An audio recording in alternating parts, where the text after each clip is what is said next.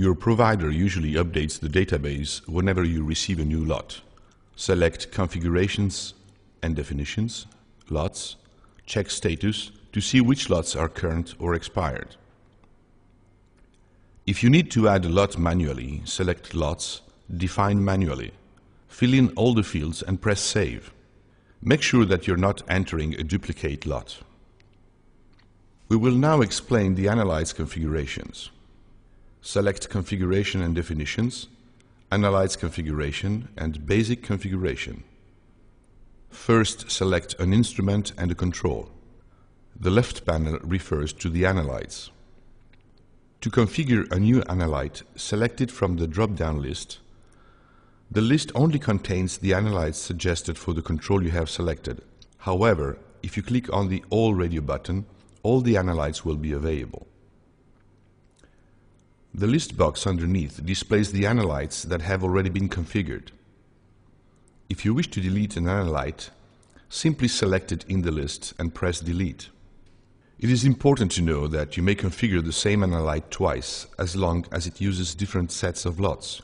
This allows you to analyze your data when you change the lots and compare the results on the same graphics. Let's look at configuration in detail. We select the Analyte to display its configuration. In the middle panel, you may select up to 3 lots of different levels. The suggested lots specifically refer to the selected control and Analyte. The compatible lots only refer to the control. All lots just lists any available lot. The same logic applies to the reagent and method. The reagent lot is optional, but you must specify it if you want your means to take into account a reagent lot change. The easy coefficient is also optional. Select the unit and decimals required. The right panel refers to the tools and parameters used to analyze your data for this Analyte configuration. You may decide to use the Westgard rules or to override the default mean. The limits may be set either as a total error in % or as a number of standard deviations. Finally, you may select any analytical target. Please notice that in order to use some analytical targets, your provider must supply the necessary statistics. Press Save to record the changes. Let's look now at the configuration of the analysis tools. Select Analytes and Configuration and Westgard Rules. Select the Analyte they apply to. You may select a predefined multi-rule layout or manually select the rules you wish to apply. Notice that some rules like the 2-2s and the 2/3-2s offer a double path. You do not need to consider this, as the software will automatically determine which rule must be used according to the number of available samples.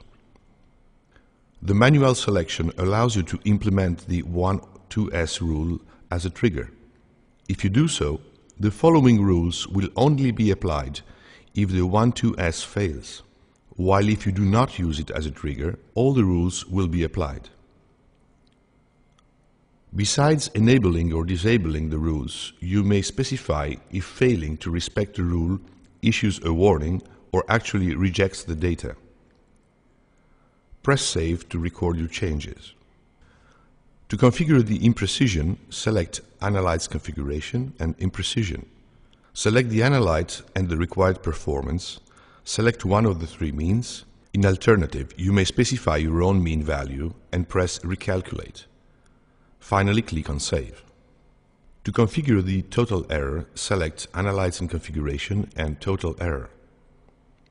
Select the Analyte, the Imprecision and Bias goals.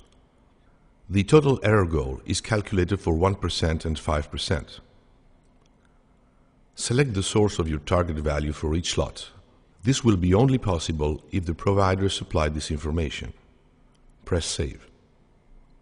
To configure the medical relevance, select Analytes Configuration and Medical Relevance. Select the Analyte and desired mean. You may change the value and digit a number or percentage.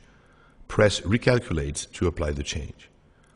Then save your changes. To configure the state-of-the-art, select Analytes Configuration and State-of-the-art. Select the desired analyte and the group CV. This will be only possible if the provider supplied this information. Select the desired mean and save. The TQC software provides some batch operation for your configurations. Select Configuration and Definitions and Analyze Configuration Batch Process. Now imagine the following situation. You filled in a new configuration for an instrument, for example chemistry, and you have about 80 analytes. Now you have a second or third instrument that uses the same configuration, and you certainly do not want to fill in manually the same items. To solve this problem, just select a configuration, select the destination instrument, which of course must be different, and then click Update. Another case concerns the duplicated analytes. You may have a configuration with the same analytes defined twice. This is because you are using different sets of lots. To delete the duplicated analytes, select a configuration and then click Update. Notice that you may keep the first or the second set of analytes. In the same manner, you may duplicate all the analytes of a configuration in one step. Just select the new lots and press Update. You may not use this function if the configuration already has even a single duplicated analyte. Finally, you may replace all the lots of a configuration by selecting a new set of lots. Notice that in this case, if you do not select a new lot, the analyte will simply remain with the previous one. The software allows you to keep a journal and post comments for all users. Select Configuration and Definitions, then Journal. Just write your comment and press Add. Furthermore, there is a tool to generate the power curves for the Westguard rules. Select Configuration and Definitions and Power Curves. The sample population may be changed. The higher the number of samples, the longer it takes to calculate the curves. For most applications, the value of 2500 is satisfactory. Select the control and analyte. Most of the time, the database will suggest the TEA, bias and CV. But you may enter any value you wish. Then select the number of expected measures. You may leave the automatic option and let the software calculate the combination of rules required, or switch to manual and select the rules yourself. Press Generate Curves and wait for calculation to complete.